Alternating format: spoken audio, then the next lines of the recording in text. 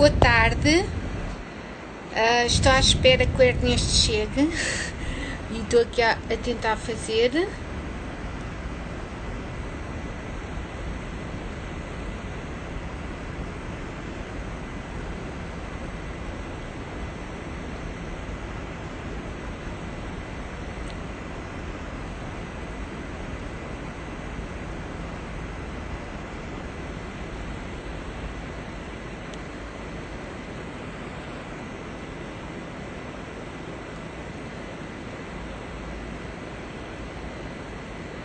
Estamos aqui a tentar. Isto é o meu primeiro direto, por isso estou à espera. Ainda não sei bem como é que se faz. Está aqui.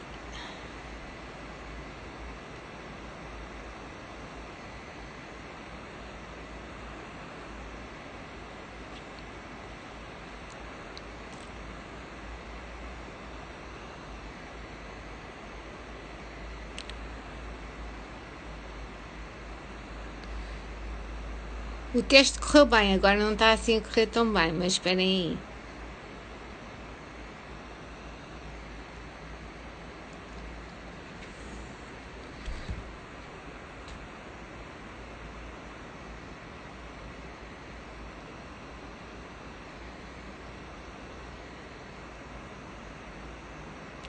Um minuto.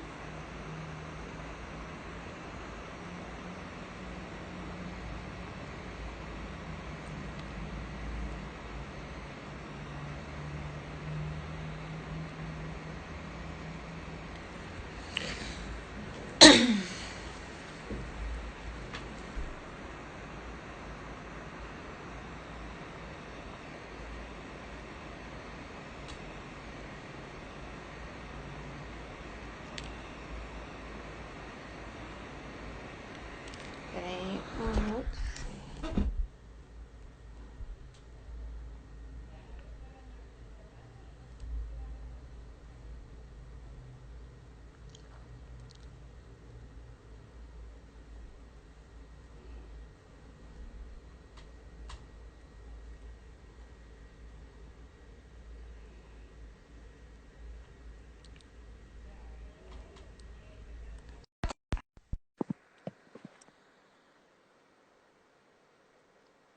Agora tens que aceitar tu, Ernesto.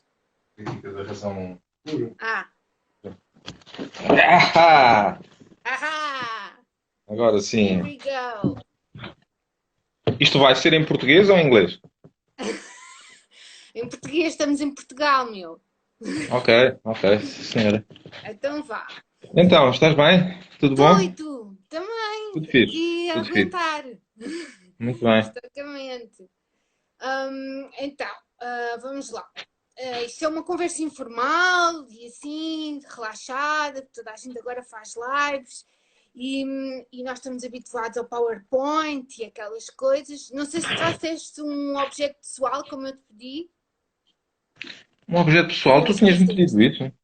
Não, não me Sim, pediste nada disso. pedi no mail que te enviei, mas então eu vou-te apresentar. Epá, eu estou aqui no quarto, todos estes objetos são pessoais. Ah, mas em relação. Onde é que. A Não tua sei. investigação.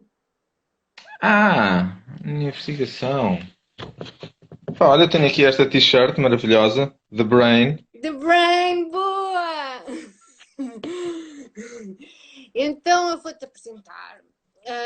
Tu és engenheiro do técnico, fizeste Sim, o curso no técnico, não foi? de E eletrotécnica, engenharia eletrotécnica. eletrotécnica, man, que coisa! E, e depois, entretanto, hum, Depois fui entretanto, diretamente foste. para o doutoramento, lá da Gulbenkian. Sim, então foi aí que nós nos conhecemos. Sim, Foi. Então foi aí que nós nos conhecemos. E então nós conhecemos na Gulbenkian, tu eras do ano acima do meu, eras, não sei qual era o teu mentor, o meu era o Charlie, não sei quantos, mas e, Charlie Steinbeck. ah, sim, o nosso mentor. Quem pois era o também não nosso interessa mentor? agora. E então, e tivemos esse ano que é fantástico, e então depois tu decidiste ir para os Estados Unidos, com uma bolsa da FCT, não é? E Isso. estudaste, começaste logo a estudar o cérebro, e então depois fizeste vários pós-doutoramentos, um em Tübingen, na Alemanha, e depois fizeste outro no Brasil, no Em Natal. Instituto em Natal, vou, no Instituto do Cérebro, e, e também aí já também tiveste a estudar o cérebro, também tiveste aí dedicado, tiveste bolsa da CAPES. Tive Oh, uma bolsa de um ano da CAPES e depois. Aquilo não era, não. Tive uma bolsa. Primeiro fui financiado durante um ano por um projeto que não sei se era da CAPES. Acho que não era da CAPES. Mas posso estar enganado. Um projeto na do minha meu chefe. pesquisa aqui que eu estive a ver, dizia que era da CAPES. Mas pronto, eu Pronto, conheço ótimo. várias Isso. Então, bolsas. depois é que eu recebi uma outra bolsa de pós-doutoramento, ainda quando eu estava lá no Brasil, e essa sim da CAPES. Sim. Então pronto. Então pronto, tiveste a estudar o cérebro e fizeste este percurso fantástico. E agora estás em Coimbra, neste momento não estás em Coimbra, mas estás em Coimbra no Institute for Clinical and Biomedical Research. Grande nome! É o CIBIT. Sim. E então, eu gostaria de saber um pouco sobre o fim do teu doutoramento, se foi fácil. Eu sei que eu sou tua amiga, mas sei que paraste um bocado. Eu acho que é giro explicares porque é que paraste, porque é uma parte muito divertida. Mas como é que foi chegar ao fim do doutoramento? Se foi fácil de arranjar motivação para acabar o doutoramento?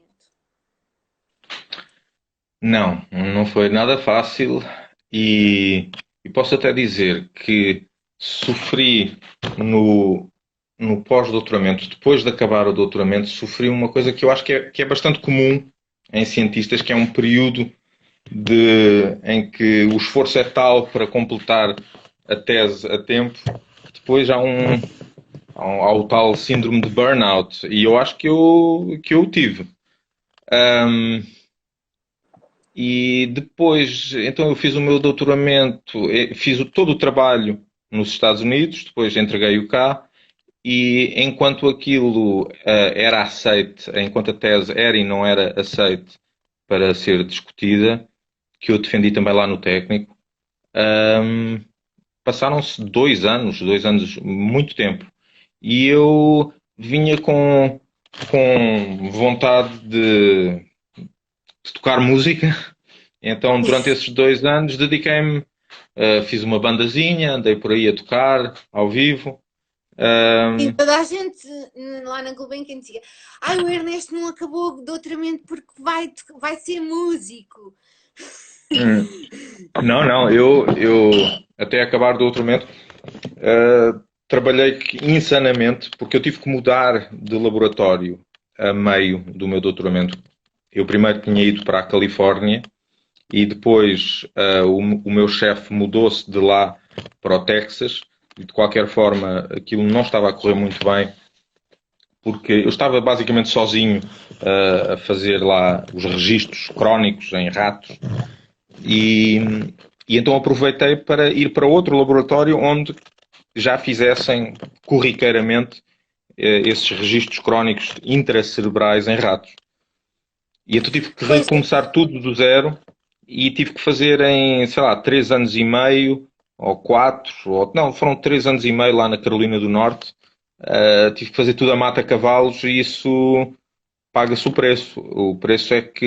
E é um fenómeno de que eu tenho ouvido falar, muita gente que, que tu se calhar até conheces, e não sei se passou exatamente o mesmo sim. contigo, que é depois de acabares o doutoramento, quando vais fazer o pós-doutoramento, tu mudas de área porque estás farta da tua área Sim, de sim, doutoramento, não é?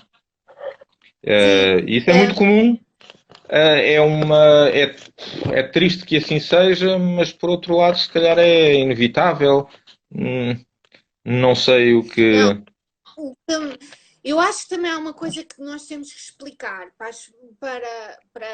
os estudantes e para as pessoas que estão a fazer doutoramento, ou que pensam em fazer doutoramento. Há uma grande diferença entre fazer um doutoramento na Europa e fazer nos Estados Unidos.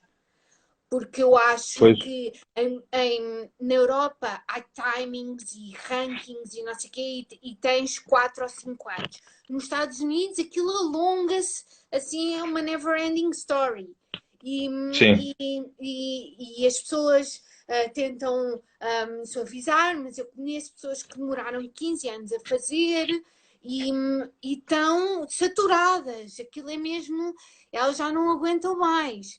Mas pronto, eu acho que é bom ter estes rankings e timings na Europa, mas também depois tens que ter uma driving force, tens que dizer basta e acaba, ou então tens que ter. Ou é aquela never ending story cá nos Estados Unidos que aquilo nunca mais acaba e a tua pergunta, depois o teu chefe manda mais fazer esta experiência e aquela e, e por isso às vezes é um bocadinho difícil e depois já não tens financiamento, depois estás dependente do financiamento do teu chefe e aquilo nunca mais é uma pescadinha de barrabo na boca, não é? E nunca mais paras. Mas pronto, agora passando. E a música deu-te muita força, não foi? Sabes que eu vi sempre. Sou um tipo um bocado ou tudo ou nada, e então quando eu fui para a música estava. Apostei tudo na música, e nem sequer pensei na defesa da tese que eu ainda tinha que fazer. Protelei pensar muito nisso. Mas uma vez defendida a tese, depois, entretanto, a música já. O mundo da música não é. Apercebi-me de que, pelo menos aquele em que eu me meti, não era tão interessante assim como eu o fazia na minha cabeça, percebes? Mas tu sabes que E comecei. O a arte quê? e a ciência ligam-se imenso. A arte. Sim, sim, mas eu de certa forma desliguei-me da ciência, coisa que eu tenho feito até periodicamente, também já depois de vir da Alemanha, nasceu a minha filha e eu passei aí um ano completamente afastado da ação, mas depois voltei. Eu, de certa forma, não sou um modelo uh, para, para a conciliação da música e da ciência. Quando eu fiz música, eu fiz 100% música e zero ciência e vice-versa. Estás a ver? Mas eu acho que também deve ser assim, ligaste às tuas paixões, fazer ciência. Eu, para mim, tenho um bocado a dança, mas é sempre assim, alternativo. Mas eu fui bailarina 9 anos e tinha sempre a sensação que ou fazia, ou estudava, ou continuava a bailar. E na minha família, eu tenho uma prima que seguiu mesmo balé e eu acho que ela está super realizada e tem imensos projetos e faz essas coisas todas. Por isso eu acho que se deve dedicar a fazer o que se gosta com paixão e não faz mal pôr um off numa coisa e um on noutra, por isso é balançar as duas. Quando eu digo o mundo da música, é mesmo tocar ao vivo, compor, Lindo. promover a banda. É claro que eu ainda toco música como hobby, não é? Em casa. Isso contribui grandemente para o meu equilíbrio, com certeza. Boa. Estás a ver? Um, para estudantes que nos estejam a ver ou que venham-nos a ver mais tarde, tens um conselho, um conselho que dês ou para a tua filha, ou para aproveitar, o que é que se devem fazer para aproveitar ao máximo o tempo do doutoramento? Eu também posso dizer a minha opinião. Aproveitar ao máximo o tempo do O que doutoramento. é que achas que no doutoramento é só ciência? é bom, é bom, é bom tentar não chegar ao burnout. É bom tentar viver uma vida equilibrada. Uh, uh, Depois, quanto aos últimos anos do doutoramento, é, é difícil planear para depois do doutoramento. Até porque é muito difícil planear porque paira uma incerteza constante acerca de se serás bem sucedido ou não no doutoramento, quanto mais lá mais à frente, não é?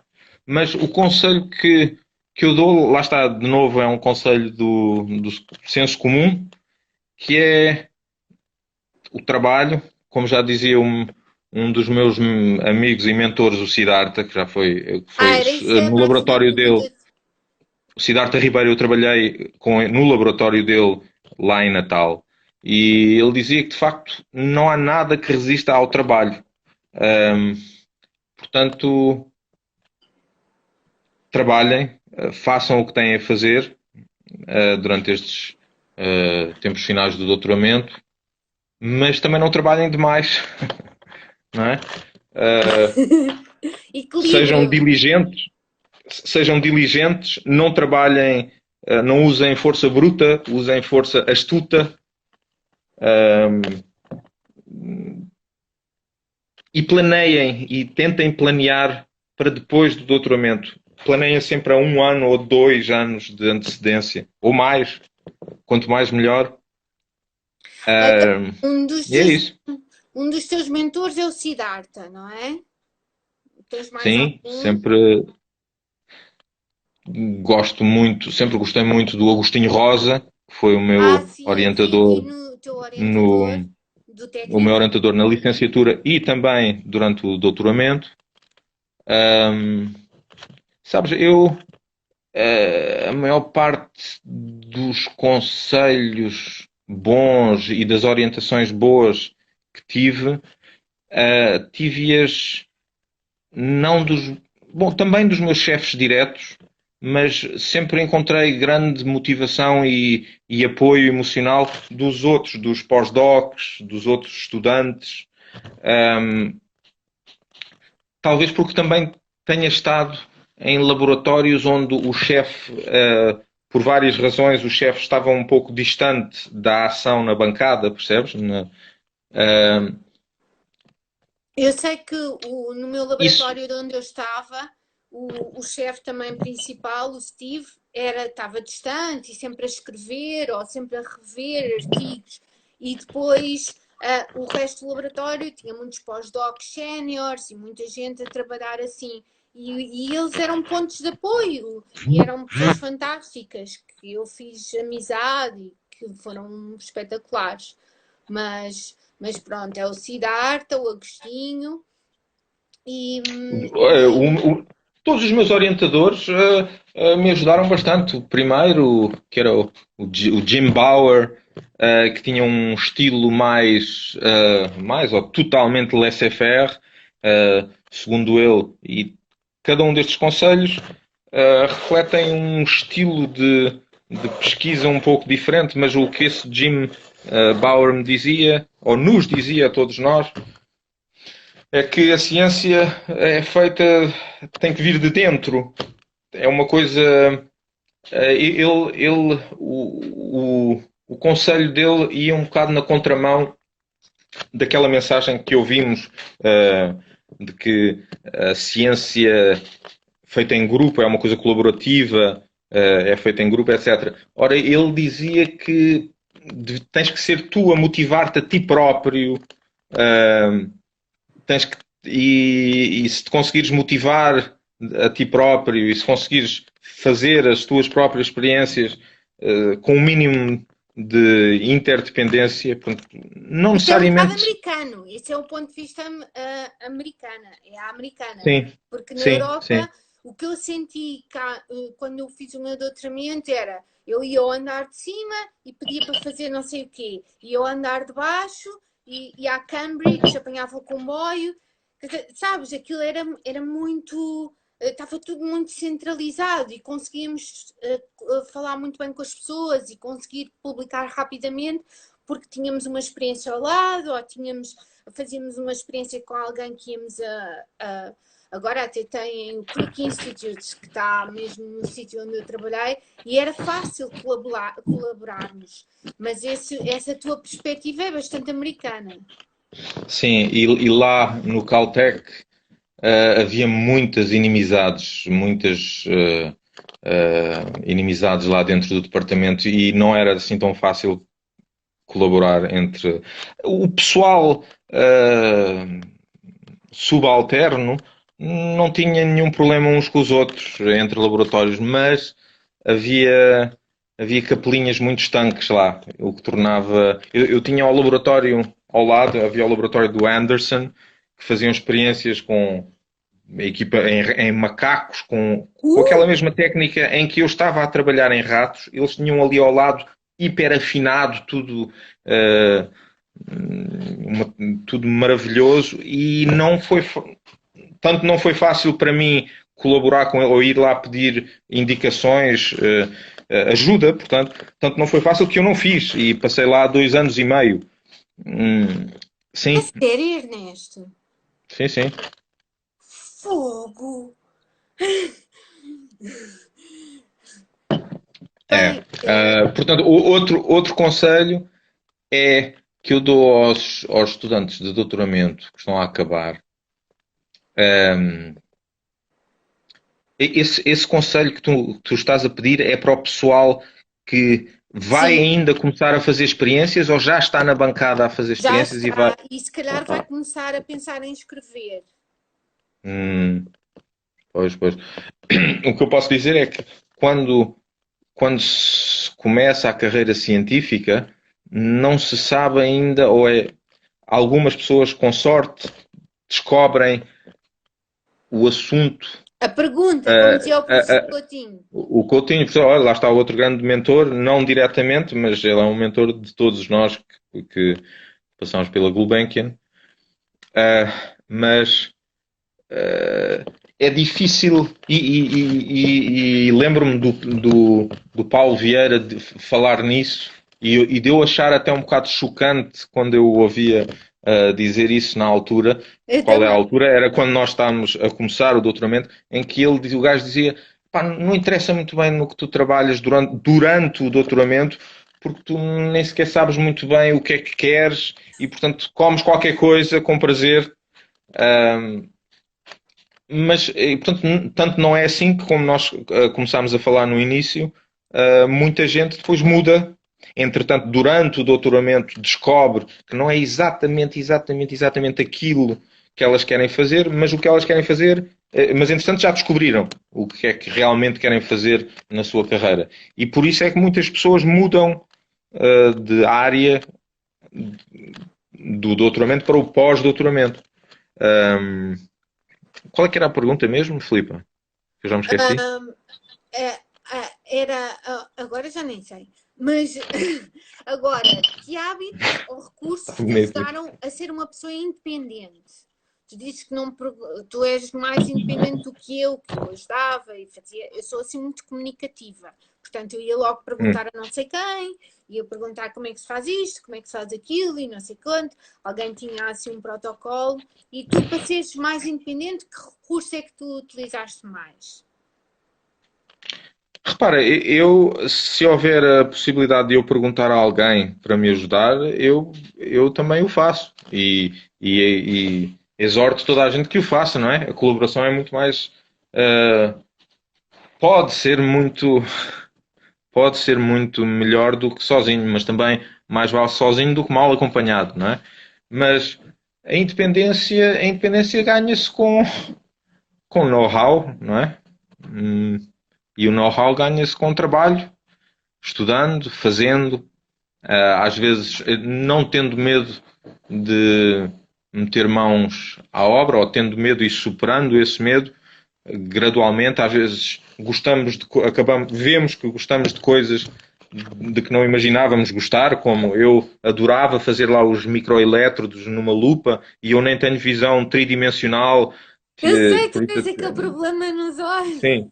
E, e eu adorava fazer aquele trabalho de relojoeiro, as cirurgias também adorava aquilo. Eu que desmaio quando vejo o meu sangue.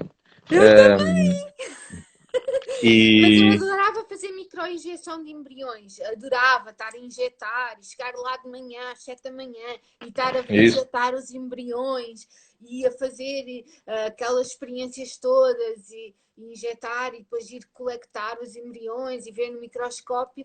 E, eu detesto cozinhar, detesto cozer, essas coisas todas de senhora, mas aquilo eu adorava. Ao princípio, eu sou muito desastrada. Ao princípio, eu injetei uma pessoa e ele, ai, agora tens que me develop, revelar, fazer o staining.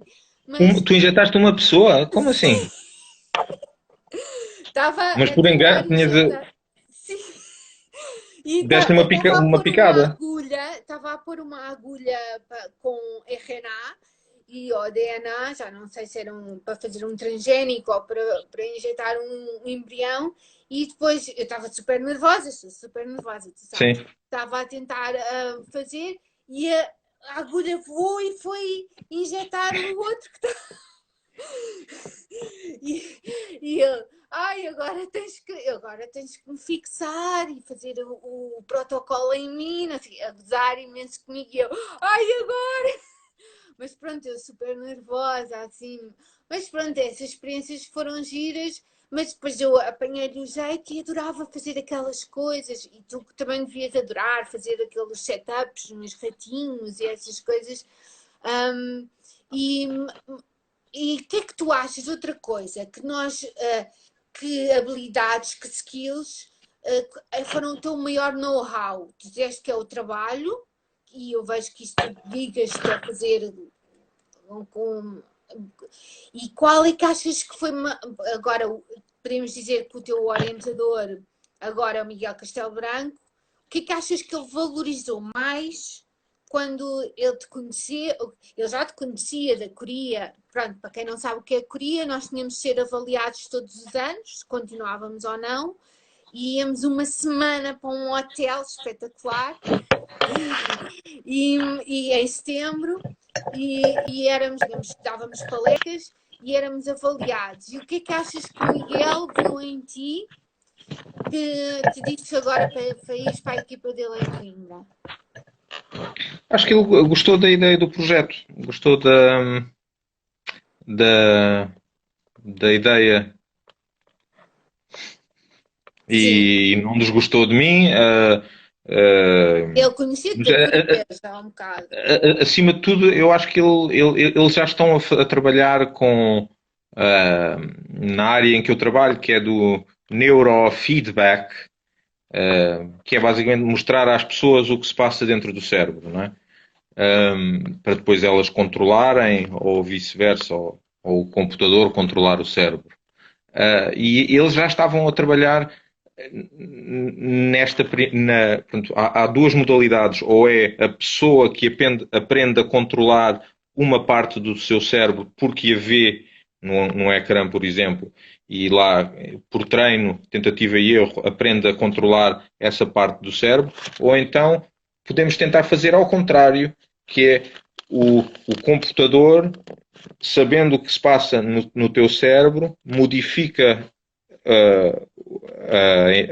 o estímulo por forma a levar o teu cérebro aonde o computador quer. Ora, Lindo! no fundo É é super. um aplicar um, aquele é aplicar a teoria do controlo ao cérebro, assim como se já foi aplicado à membrana do neurónio, há uma técnica chamada voltage clamp, que é uma coisa com Eu eletrónica e sei. tal, As pessoas que não sabem. injeta corrente lá dentro para manter o potencial da membrana constante. Eu agora estou a tentar fazer a mesma coisa com EEG, com aqueles Crossover. toucas com fiozinhos. E ele gostou da ideia. Ele já estava a trabalhar na outra, Portanto, na outra maneira de fazer o feedback, que é Então, onde a tua mensagem, do take-home message, é ideias. É que eles agarram, é ter as ideias e depois que o teu chefe valoriza essa ideia e independência e depois que sejas uma mais-valia para a equipa dele. É um bocado isso, não? não só as ideias, mas depois também concretizá-las. Fazê-las. É muito Ter fácil ideias. ter ideias toda a gente as tem. Agora, como é que já dizia o Fernando Pessoa, o mundo é dos que, não sei o quê, é dos que fazem, não é?